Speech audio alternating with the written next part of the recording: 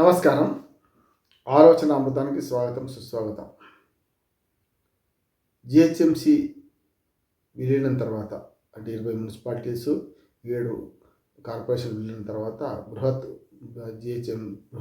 హైదరాబాద్ నగరాన్ని ఏర్పడిన తర్వాత ఇప్పుడున్న వార్డులను 150 వార్డులకు 300కి పెంచడం జరిగింది. మంచి పరిణామం. కానీ జిహెచ్ఎంసిని రెండో మూడో ఈ బృహత్ హైదరాబాద్ను 2 కానీ 3 కానీ 4 కానీ ఈ కార్పొరేషన్లుగా విభజిస్తారనే ఒక ఆశ ఉంటే అది అడియాశ చేస్తూ ఈ 300 డివిజన్లకు పునర్విభజన చేశారు. 300 డివిజన్లకు పునర్విభజన చేశారు. దాన్ని ప్రిలిమినరీ నోటిఫికేషన్ ఇష్యూ చేశారు. ఈ ప్రిలిమినరీ నోటిఫికేషన్ ఇష్యూ చేసిన దాని మీద చాలా అభ్యంతరాలు వచ్చినాయి. కానీ కేవలం వారం రోజులే టైం ఇవ్వడం ఒకటి, తర్వాత దాన్ని డిలిమిటేషన్ చేసిన పద్ధతిని సరిగ్గా లేదని చెప్పి, ఎక్కడా కూడా పారదర్శకంగా లేదు, ప్రజలకు జవాబుదారితనంగా లేదు, ప్రజలకు సమాచారం ఇవ్వకుండా వాళ్ళు ఇష్టం వచ్చినట్టు చేశారు. ఏ ప్రజల్ని కానీ ప్రజా సంఘాలను కానీ అట్లాగే ఆఖరికి జిహెచ్ఎంసీ పాలకవర్గంలో ఇప్పుడు 150 మంది కార్పొరేటర్లను వాళ్ళని కానీ చివరికి మేయర్ కూడా తెలియకుండా జరిగిందని ఆరోపణ నిజం కూడా. ఎందుకంటే దీని మీద ప్రత్యేక సమావేశం పెట్టిన GHMC municipal GHMC mayor Gadwal Vijayalakshmi గారు తనకే సమాచారం లేదని బహిరంగంగా సభాముఖంగా ప్రకటించారు. ఏది జిహెచ్ఎంసీ స్పెషల్ మీటింగ్లోనే, ఏది ఈ వార్డుల విభజన మీద. అటువంటప్పుడు వారికి లేదు. పోనీ అభ్యంతరాలు తెలిపిన వాళ్ళు కేవలం ప్రతిపక్షాల వాళ్ళు అంటే స్వయంగా మేయర్ ఇవాళ కాంగ్రెస్ పార్టీలో ఉన్నారు. ఆమెతో పాటు కాంగ్రెస్ పార్టీలో చేరిన అరకిపూడి గాంధీ గారు కానీ, అట్లానే మనకు దానం నాగేందర్ కానీ, వీళ్ళందరూ కూడా అదే చేశారు కదా, ఆరోపణ చేశారు కదా. ఇటుపక్క ప్రతిపక్షాలు బీజేపీ అయితే ధర్నాలు చేసింది, బీఆర్ఎస్ ఎట్లాగో వ్యతిరేకిస్తున్నది. అంటే మొత్తం అంటే ఎంఐఎంతో సహా, అంటే ఎంఐఎం కొంచెం ఊరకు ఉంది, ఎందుకంటే దానికి కొన్ని లాభాలు ఉన్నాయి కనుక ఎంఐఎం కొంత పెద్దగా దాన్ని గొడవ చేయడం లేదు. కానీ ఎంఐఎం విడిచిపెడితే మిగతా అన్ని పార్టీలు, బీఆర్ఎస్ కానీ ప్రధాన ప్రతిపక్షం, అట్లానే మన కాంగ్రెస్ కానీ, అట్లాగే కాంగ్రెస్లో ఫిరాయించిన బీఆర్ఎస్ వాళ్ళు కానీ, అట్లాగే మనకు జిహెచ్ఎంసీ మేయర్ స్వయంగా అందరూ కూడా ఇవాళ వ్యతిరేకించారు. వ్యతిరేకించడంతో పాటు ఒక 80కి పైగా పిటిషన్లు హైకోర్టులో పడ్డాయి. సింగిల్ బెంచ్ దగ్గర పడ్డదాన్ని ఇవాళ దాకా చూసి మొన్ననేమో దాని మీద డివిజన్ బెంచ్ కూడా కొందరు వెళ్ళారు. అందులో కూడా ఫలానా 134, 104 ఇట్లా ఏదో నెంబర్ చెప్పి ఆ నెంబర్ల వివరాలు ఇవ్వమన్నారు. కానీ జిహెచ్ఎంసీ మన పునర్విభజన కేసుల్లో చాలా ప్రధానంగా వచ్చినది ఏంటంటే ఎవరిని సంప్రదించకుండా చేశారు. రెండోది ఏంటంటే ఈ ఓటర్ల సంఖ్య తేడా ఉందని. ఇప్పటికీ 300 డివిజన్లు, 150 డివిజన్లు పాత హైదరాబాద్ మినహాయిస్తే మిగతా 150 డివిజన్లు కొత్తగా కల్పిందాలు చేయాలి. లేకపోతే డిలిమిటేషన్ అన్నీ మార్చాలి. ఎందుకంటే ఎక్కువ మంది ఓటర్లు ఉన్నది కూడా తక్కువ చేయాలి, తక్కువ మంది ఓటర్లు ఉన్న బాబతి డివిజన్లు పెంచాలి, డివిజన్లో యాడ్ చేయాలి కదా. ఇవన్నీ విడిచిపెట్టి కొత్తగా పాత నగరంలోనే 25 డివిజన్లు కొత్తగా ఎందుకు పెంచారు? పాత నగరంలో 20,000 ఓట్లు ఉంటే కొత్త నగరంలో అంతకుముందు 150 డివిజన్లు ఉన్నప్పుడే 1,00,000 చిల్లర ఓట్లు ఉన్నాయి కదా షెర్లింగంపల్లి లాంటి కార్పొరేటర్ పరిధిలో. మరి అటువంటి అప్పుడు ఈ అన్యాయం ఎందుకు అని చెప్పి ప్రజలు ప్రశ్నించారు. కోర్టు కూడా వెళ్ళారు. కోర్టు ఏం చేయాలి? సహేతుకంగా పరిష్కరించి 5 నుంచి 10% కంటే ఎక్కువ జనాభాలో కానీ ఓటర్లకు తేడా ఉండొద్దు. 20 ఎక్కడ 60 ఎక్కడ, 20 ఎక్కడ 1,00,000 ఎక్కడ, 20,000కు ఒక కార్పొరేటర్ ఓడి సీట్లో ఉండి చుట్టూ ఉన్న దానిలలో మరి 70,000, 80,000, 1,00,000 దాకా ఉంటాయంటే ఎట్లా ఎందుకు అయింది? అసమానతలు ఎందుకు? ఈ రకమైన జనాభా విభజన ఎందుకు తప్పు చేసిండ్రు? ఓటర్ల విభజన ఎందుకు తప్పు చేశారని అడగాల్సింది కదా.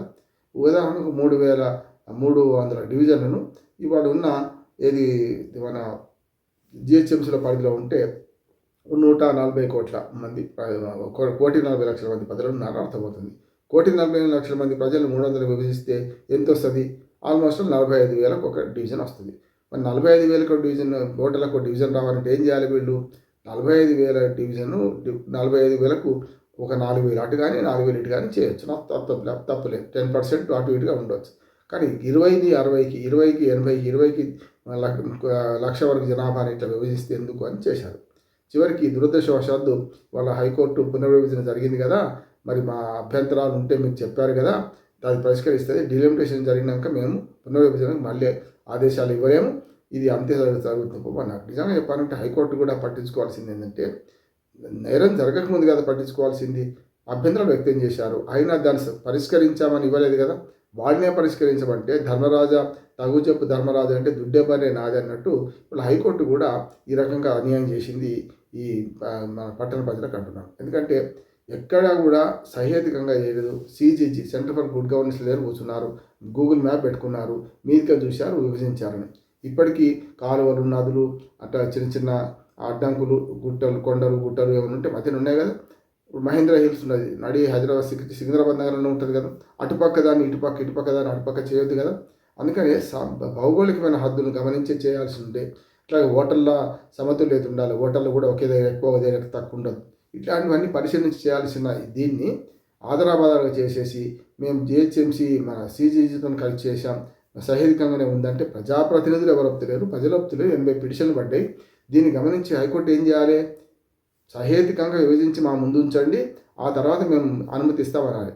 అది చెప్పకుండా మొత్తం పిటిషన్ డిస్మిస్ చేసేసింది. ఇది అన్యాయం అంటున్నాను. అంటే కాకపోతే ఈ కోర్టు కాకపోతే ఇంక పై కోర్టుకు పోతారు, ఎవరైనా ఊరుకోరు కదా. జడ్జిని నిందించడం లేదు, ఫేర్ కామెంట్ చేయొచ్చు మనం.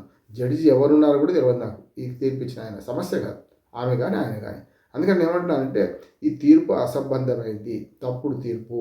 ఇందులో ప్రజల అభ్యంతరాలు పట్టించుకోకుండా ప్రభుత్వానికి వత్తాసు పలికింది. రేపు పొద్దున మళ్ళీ డివిజన్ బెంచ్కో ఫుల్ బెంచ్కో పోమని ఆదేశించినట్టే కదా, ఒక రకంగా చెప్పానంటే, అంటే ప్రోత్సహించినట్టే కదా. ఇక్కడే పరిష్కరిస్తే సమస్య రాకపోతుంది కదా అన్నాడు. ఇప్పుడు ఇందులో ఏం పరిష్కారమైనట్టు? మీరు ప్రభుత్వం దగ్గరికి 3,000, 4,000 ఫిర్యాదులు చేసినాం, దాని మీద ఏం పట్టించుకుంటలేదు, ఏం చేయాలని 81 పిటిషన్ మన కోర్టు ముందు పడితే కోర్టు ఏం చేయాలి? సహేతుకంగా విభజించి మా ముందు ఉంచండి, మరి 1,00,000 ఎక్కడ, 20,000 ఎక్కడ, మరి ఇంత జనాభా వ్యత్యాసం ఎందుకు ఉంది అని చెప్పాలి కదా.